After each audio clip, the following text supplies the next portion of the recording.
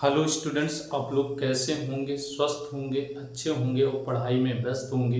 इसलिए आज जो मैं वीडियो लेके आया हूँ उस वीडियो का नाम है कोडिंग और नॉन कोडिंग। ये क्लास 12th का में क्वेश्चन पूछा जाता है, नॉन कोडिंग या कोडिंग डीएनए।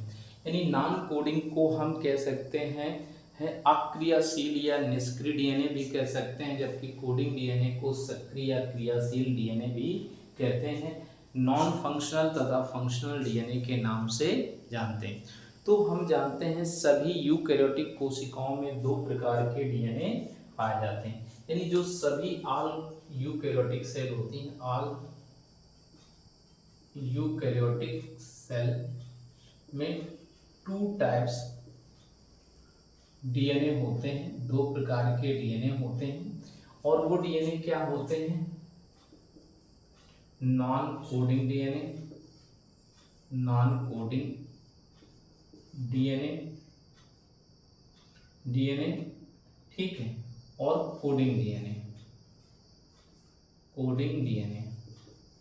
ये दो प्रकार के डीएनए होते हैं, ठीक है, जिन्हें हम सक्रिय कहते हैं। अब उन्हें पहले आते हैं जो फर्स्ट पॉइंट हमारा दे रखा है, नॉन कोडिंग या हम कहते हैं नॉन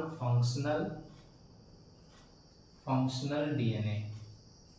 नॉन फंक्शनल या नॉन कोडिंग डीएनए के नाम से जानते हैं।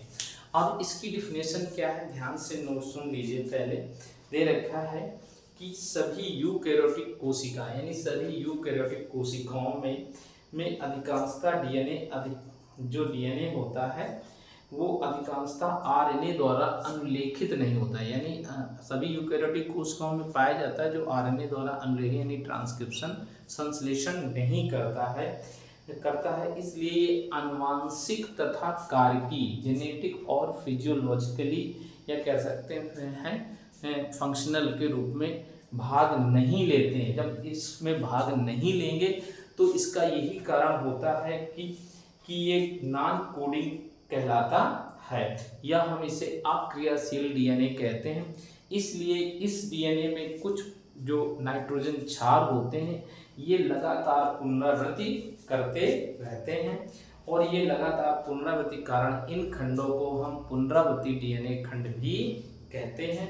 और ये पुनरावृत्ति खंड एक जाति के जीवों में एक जगह स्थित नहीं होते हैं। इस कारण इसको हम नॉन कोडिंग डीएनए को हम जंपिंग जीन के नाम से जंपिंग जीन भी कहते हैं, या हम इसको दूसरा नाम है ट्रांसपोजल जीन भी कहते हैं।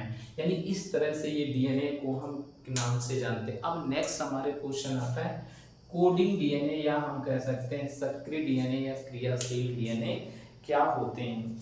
यानी क्रियाशील डीएनए या कोडिंग डीएनए सभी यूकैरियोटिक कोशिकाओं में पाए जाते हैं। इसके अतिरिक्त ये प्रोकैरियोटिक नॉन कोडिंग वाले उनके बीच में भी स्थित होते हैं। इस प्रकार के ये जीन दो प्रकार के होते हैं। नंबर 1 में क्या होते हैं, कुछ डीएनए होते हैं, यानी इसके जो पार्ट्स आते हैं नंबर कुछ डीएनए होते हैं जो मुख्य रूप से आरआरएनए कॉमा टीआरएनए के बीच में भी ये उपस्थित होते हैं, और ये हिस्टोन प्रोटीन से मिलकर बने होते हैं। किसके बने होते हैं? हिस्टोन प्रोटीन से मिलकर बने होते हैं या इनका संश्लेषण करते हैं, जिसके कारण क्या होता है करते हैं, और इन खंडों में बहुत सारी प्रतिलिपियां बनती हैं। जब इन खंडों में बहुत सारी प्रतिलिपियां बनती तो इसमें उत्परिवर्तन नहीं होते हैं। क्या होता है? इसमें म्यूटेशन नहीं होता है, ठीक, इनमें उत्परिवर्तन नहीं होता है। अब नेक्स्ट पॉइंट, सेकेंड पॉइंट में आते हैं, जो दूसरे पॉइंट आता है, नोट कर लीजिए बहुत शॉर्ट आउट में दे रखा। कोडिंग डीएनए के खंड कुछ विशेष प्रकार के एंजाइम का निर्माण करते हैं। यानी जो कोडिंग डीएनए होते हैं ये कोडिंग डीएनए विशेष कुछ होते हैं, स्पेशल टाइप के एंजाइम बनाते हैं, एंजाइम का निर्माण करते हैं। जब एंजाइम का निर्माण करते हैं तो ये सभी आनुवांशिक सूचनाओं में उपस्थित होते हैं, यानी ऑल जेनेटिक मटेरियल में, ऑल जेनेटिक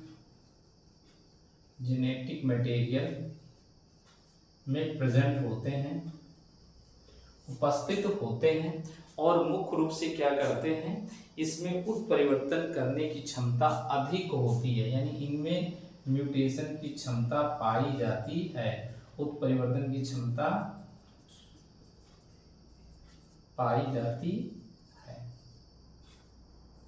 ये पॉइंट होते हैं। इस प्रकार से हम इसे कोडिंग नॉन कोडिंग डीएनए कहते हैं।